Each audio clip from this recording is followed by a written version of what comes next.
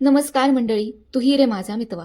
या मालिकेच्या पुढील भागामध्ये आज आपण पाहणार आहोत की घरी वकील आलेले असतात अंजलीच्या नावावर अर्धी प्रॉपर्टी करण्यासाठी. पण अर्णवला अचानक एक कॉल येतो आणि तो तिथून निघून जातो. घरी लवकर न आल्यामुळे ईश्वरीला आता अर्णवची काळजी वाटू लागते आणि ती आता शिर्केला फोन करून अर्णवची चौकशी करू लागते. त्यावर आता शिर्के ईश्वरीला सांगतो, सरांनी मला श्रीकांत धुमाळवर लक्ष ठेवायला सांगितलं होतं आणि आज तो ट्रेस झालाय. हे कळताच सर लगोलग त्याच्या मागं त्याला शोधायला निघून गेले.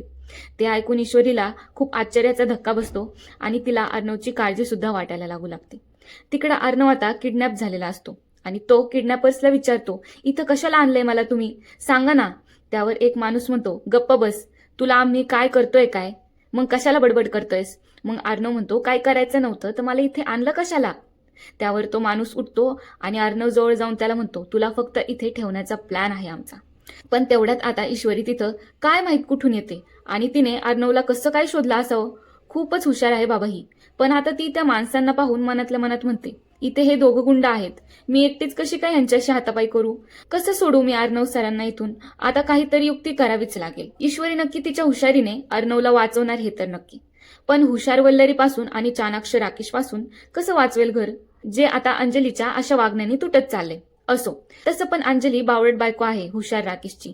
तिच्याकडून चांगल्या वागणुकीची अपेक्षा तर कशी करणार आपण बायका. पण तुम्हाला पुढे काय होणार आहे हे जर जाणून घ्यायचं असेल तर चॅनलला लाईक, शेअर, कमेंट आणि सबस्क्राईब आणि बेल आयकॉनवर क्लिक करायला विसरू नका. Bye bye.